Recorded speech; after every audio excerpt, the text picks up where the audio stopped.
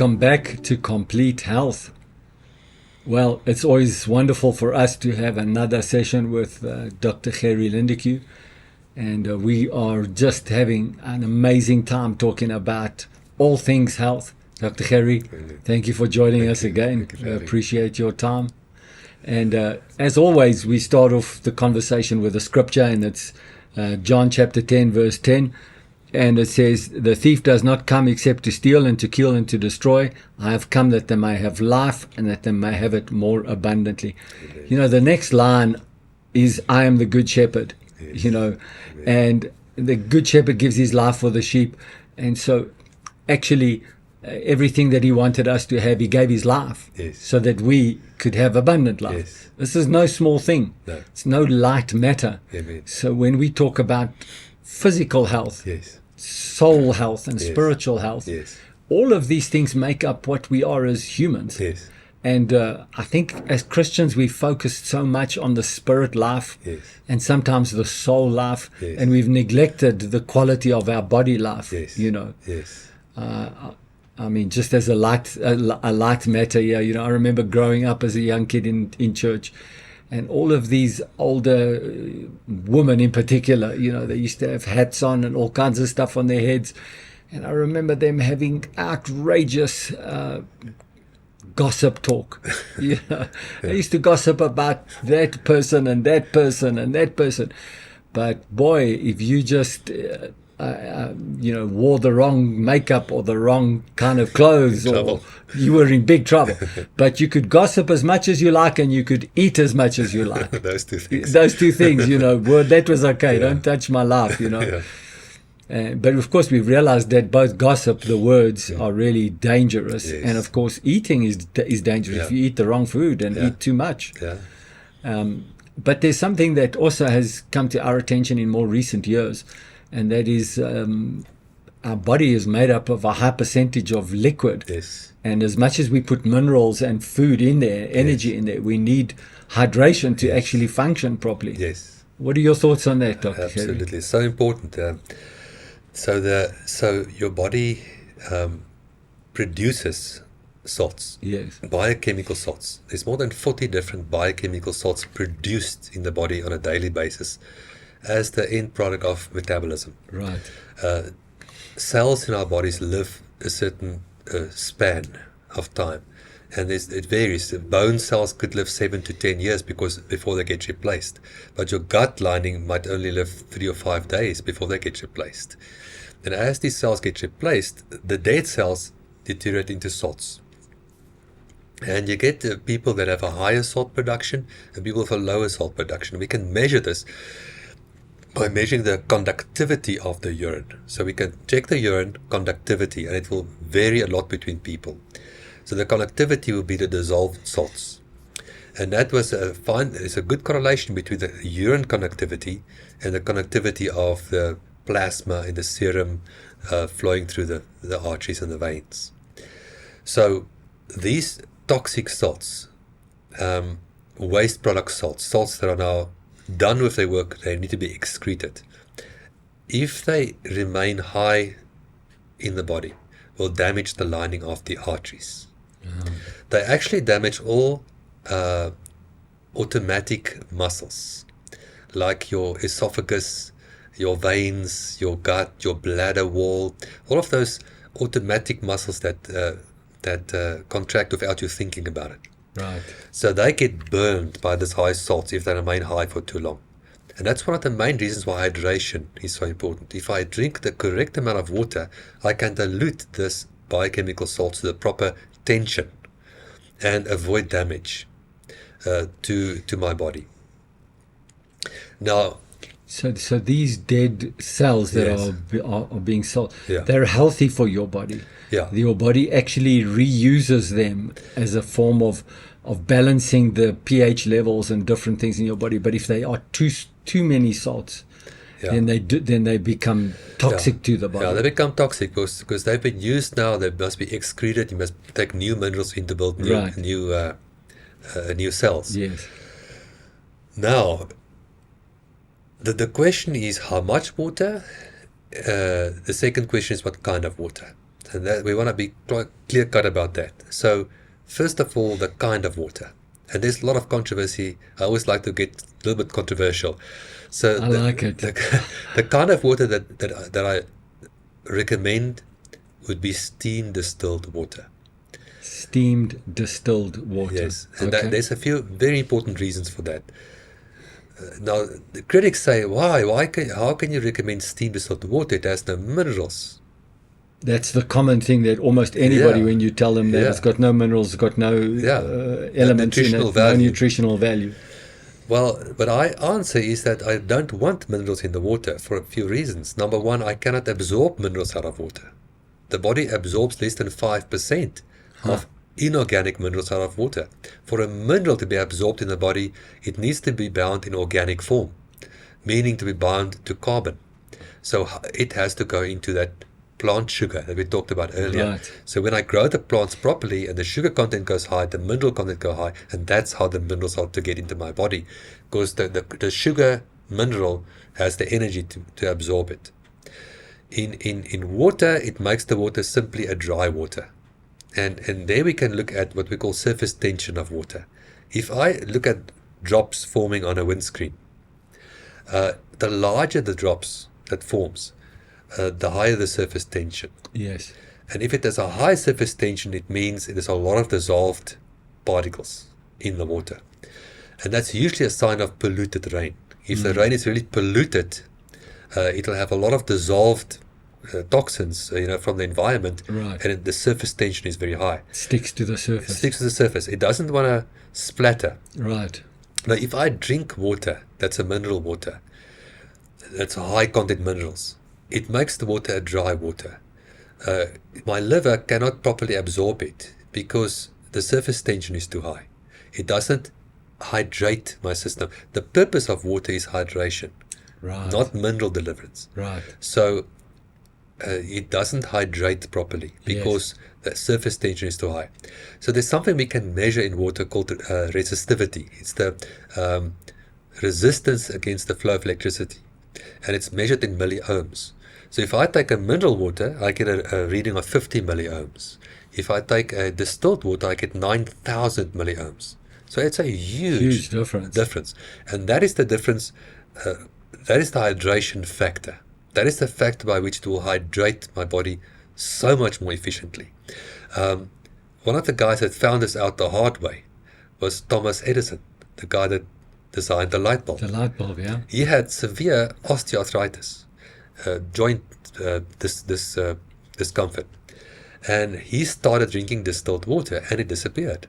And the rest of his life, he would recommend distilled water because the distilled water, it has to do with the osmotic flows within the joints.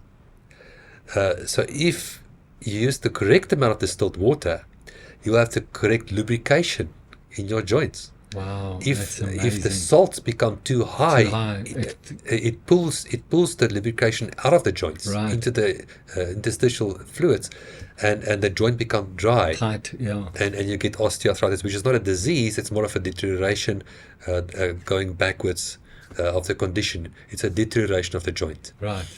So distilled water, you can drink too much of any kind of water. Sure. And normally the way we calculate, and I use the American weight because Dr. Reeves is an American, so he said take the weight in pounds, divide by 2, and that's the ounces. That's just a rough calculation, depending on the particular person's salt production, which we can test. But say, for instance, the guy's 220 pounds. So that's about 100 kilograms. Yeah, he's going to drink 110 ounces. Right. And an ounce is roughly 30 mils. Right. That's going to be 3.3 liters a day, but that's a huge guy, That's a huge guy. 100 kilograms, 3.3 liters. It makes sense. Exactly. You can't give that to a 50 kilogram lady. Right. She would need half of that, essentially. Exactly. Yes. So that you have to calculate. Also, we want to space the water out. We don't want to drink a huge amount of water at one time and not any for the rest of the day, because you're going to over dilute yourself and then you're going to be dehydrated for the rest of the day. So you normally we say at least hourly. Right. So divide it at least into hourly portions and drink it throughout the day. So you have to be thinking the whole time. Yeah. As I'm drinking, I'm actually lubricating all of my well-being. Yes. So the whole idea is not to throw one lubrication session and then for the rest of the day I'm dehydrating. Exactly. You got to be lubricating the whole day long. Yeah. So by drinking the correct amount of water, you can basically reverse damage to your arteries, because the cholesterol by itself will not damage the arteries. Okay. We were made by God with cholesterol. Yeah, it's a natural naturally hormone in your molecule, body, cholesterol. Yeah. And God didn't make a mistake making it, Yes. So why does cholesterol sometimes go and block an artery? Cholesterol blocks an artery because the artery was pre-damaged. Yes. Something else damaged the artery. And then the cholesterol goes and sit there like a Band-Aid. So what will damage the arteries? High salt levels. If you have this very high salt level, chronically dehydrated, that salt will burn your artery linings and it will damage your arteries. You can add 10 years to your life by drinking water. Other things that can damage your artery linings will include fast foods, the rancid oils and similar things. But it's not cholesterol's fault. Right. To say cholesterol is the cause, right, it's like saying red trucks cause fires. Right. Because you did a study and all 10 house fires had a red truck. But it's not the cause. Okay, so it's a secondary player. So first of all, hydration to keep the arteries open. You can prevent varicose veins by hydrating properly. Because varicose veins, the weakness of the veins in the legs, because of salt damage, you see. So if you have varicose veins and you start drinking properly water, can well, if it's beyond a certain point, you won't be able to reverse it. If it's mild varicose, you might be able to. You might be able to, but normally if it's to the point where the little valves have given, and you have to go. Nowadays, it's wonderful methods. Laser treatment and all of that kind of stuff. You can get rid of it, but at least you can stop it from getting worse. Yeah. And but what you can reverse is this. And it's quite possible to reverse atherosclerosis if we use a combination of distilled water to get the salts out. Secondly, we have enzymes that we can use nowadays, empty stomach enzymes that can actually eat at cholesterol plaque and remove it. There was a study done in Germany with an enzyme called seroflozyme.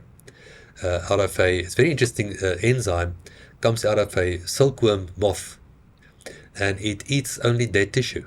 So they had people with a 90% blockage of the carotid arteries going up into the brain. Right. And they would give, and the surgery that's required is very dangerous surgery. You can wake up with a stroke, 25% risk. Yeah.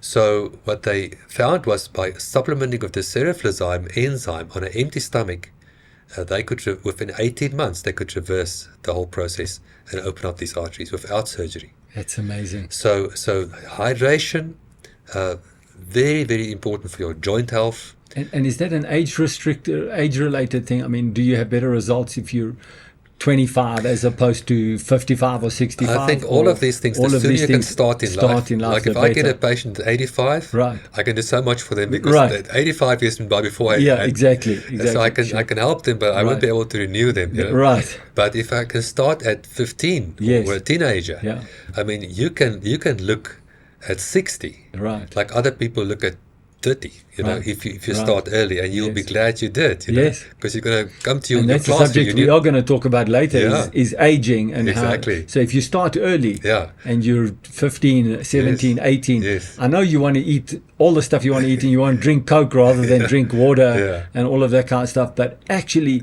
you'll really see the benefits in your intellect, the way that you can think, the way you can focus, the way that you can enjoy and experience life. Exactly. Certainly when you're young, but definitely when you're older, you will see a major difference. Huge difference, so hydration, super important for... so can I ask you a question about hydration? If you're not in a position where you can have steamed distilled water, what's next? What is your next best suggestion? Well, you should have, you can look at the TDS, and that stands for total dissolved solids. Okay. So when you steam distill water once, right, you end up with a TDS of around 20. Okay. And that's about the ideal. Right. We never double distill the water because then it gets too low. Pure. Yeah, too pure. But one distilling will give a TDS of 20. So you can find any if you have to have a bottled water, for instance, you're somewhere at an airport and there's only bottled water, go and check the TDS. You don't want Is it a requirement that they put TDS on there? Okay. It's always put on there. Okay. And so you don't necessarily want the alkaline water. Right. It sounds fantastic, alkaline water, but there is a trap there that not all alkalinity is necessarily healthy. Right. People get stuck in this idea. Acid is bad, alkaline is good. Yeah. There's bad on both sides if you go extreme. And you don't actually want to look at the pH of the water at all. Right. Because the pH of water is of no consequence. So that's really just a marketing gimmick. If people tell you the pH level is 7.4 or 7.7 or whatever the case might be, that's just a marketing thing. Absolutely. Yeah. Because that's got nothing to do with the effect and in if your they body. say mineral-rich water, that's also useless. It's actually useless because it's a dry water, so full of minerals, it can't remove the toxic salts out of my body. Right. So I want the water to hydrate me, and I want the water to remove toxic salts. That's what I want the water to do. Right. I'll get my minerals out of food. So if I'm an average person living in an average community, and my most common available water is the one that I drink out of a tap. Yeah. That's probably the wrong water to drink because it's probably highly chemicalized and sanitized with chemicals and chlorides and all kinds of stuff, and it's probably not going to do you any good. Exactly. Right? I think so. So then your next best option would be to have some kind of filtered bottled water if you can. Absolutely. Rather than drinking poor quality. Because you don't know the quality of a municipal related water It'll delivery vary between system. different municipalities. It will vary. There might be some that are better, and might be some that are terrible. Right. And so unless you have to you can go and test the water. But generally they add a lot of chlorine. Right. And that's very negative. So if you're in that situation, but you've got a kettle and you've got some gas, is it better to boil your water in a kettle and drink boiled water rather than drink it out of a tap? Probably so, because you're at least going to kill some germs and you might get rid of the chlorine and the chemicals, but you're not going to get the same effect as the steam distilled yet. Right. Because with steam distilled, you're actually catching the vapor and cooling it down. So if I boil the water too long, I'm going to concentrate the minerals in the water. That's where you get all that minerals. See, on the bottom of the kettle. Yes. So, and again, if I can't do any of those things, but I can drink bottled, filtered type of water, is there a kind of suggestion how much of that water should I drink?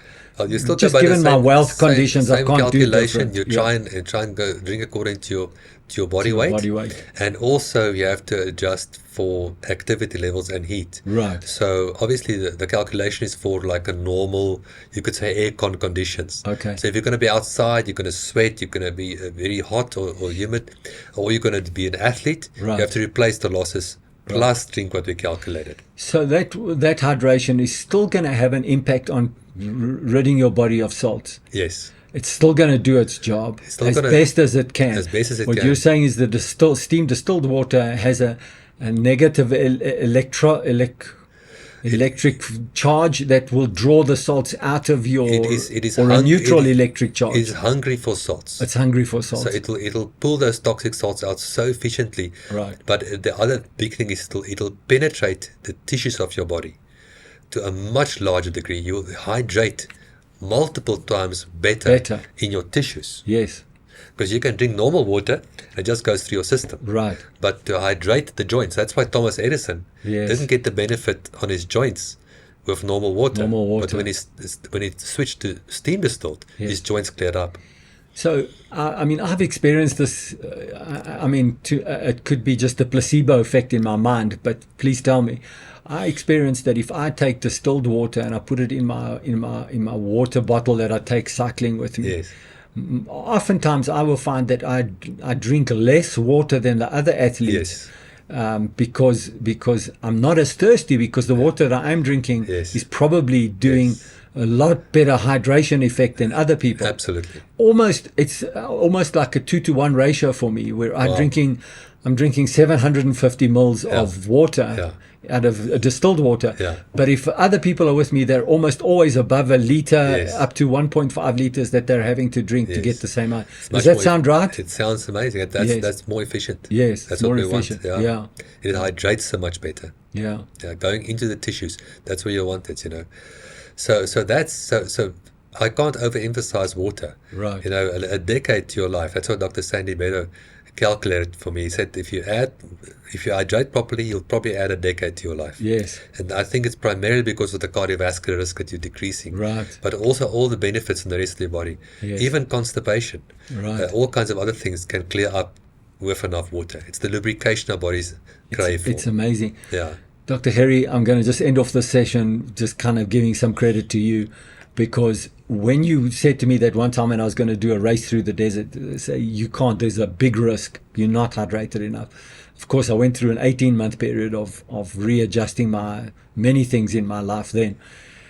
Just a couple of weeks ago, I went and I did a test on my body's performance, because my heart rate is quite high. It's almost all the young people that I ride with, all the older people that I ride with, my heart rate is normally 10 to 15 beats higher than what they would cycle at, even given the age-related reduction. So I was a little bit concerned from an athletics point of view. Yes. You know, why is my heart rate? So I went and did a whole lot of tests. And this guy said something. He said, you know, I have a very, very healthy VO2 max, yes. which is the amount of oxygen my body can, because my heart is so healthy. Yes. And before he tested me, of course, he had to test my hydration levels, and he said, you're very well hydrated. And my body mass fat index was very, very good. Yes. And then we went through a very intensive testing period. And he said, at one stage, he said, you have a heart of a 30-year-old person, Wonderful. young man, you know. Yes. And so we talked a little bit about that afterwards. And so one of the things that he said, I'd like you to confirm it, Yes. actually, is that the muscle that is least deteriorating in anybody's body is the heart. Yes. So if you're a man, your other body muscles will Yes. deteriorate at a certain level, Yes. but your heart rate muscle, if Yes. exercised, Yes. will not deteriorate at the same level as other muscles will. Yes. It remains higher. Yes. So you can feasibly have a body Yeah. that is a 60-year-old body, Yes. but have a heart that's 30 to 40 years old in fitness or in Yeah. VO2 max production, Yeah. you know, Yeah. kind of stuff. Any thoughts on that? Yeah, but it's all about blood circulation. Blood you know. circulation, yes. So we are as old as our arteries. Right. So if the blood circulation is proper, Yes. everything can replace and replenish and be restored. It's amazing the capability of the body. So that will say that Yeah. if I've been drinking steam distilled water for a Yes. long time, Yes. then probably it's been doing its job, Yes. making my arteries healthy. Yes, exactly. So my blood flow is working well Much through better. my body. Yeah. So that's what they're picking up, Yeah. actually, Yeah. is the healthy blood flow in the Yes, body. exactly. Then they're measuring my heart condition to be Yes. the same as an age group. Correct. But it's actually the blood flow that's in my body. Yes. And of course, if we talk about blood flow, we go right down to the arteries getting smaller and smaller and smaller Yes. until you get the capillaries where there's only one red blood cell pass at a time.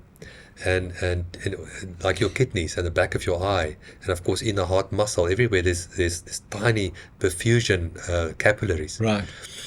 And those those areas where the red blood cells are passing one at a time, that's where the pH of the body come into play. Right. So if we have a proper pH level, we test the pH of the urine and the pH of the saliva. Yes. If your pH goes too alkaline, Right. your electrical conductance go down, because an absolute alkaline is a non-conductor Right. of electricity. Right. So you can theoretically get into problems of kidney function and perfusion if you're too alkaline. Yes. And I see some people think that the more alkaline, the better. Right. But there's this ideal pH. Yes. And usually in the urine saliva, it's between 6.2 and 6.6. If we keep the pH there, together with the hydration, we have a perfect micro blood circulation. And that restores the body tremendously. Wow. Yeah, I mean, God made our bodies so amazing. He did. It's so such an awesome thing. Yes. If you just study the body and the power of the body to renew itself, restore itself, and if you take all these things that God said in the earth, here's the food, here's the water, and these things. I mean, actually, we were designed to live forever. Yes. Our bodies were theoretically designed to live forever. Yes. It's only the sin factor that stopped it. Yes. Yeah. Dr. Gerrie, we're out of time again in this session. Yeah. Thank you. Thank you. Thanks for a wonderful session. To you people that are enjoying Complete Health with us, thank you for joining us. And there will be another session. Look out for it and join us in that one. Thank you.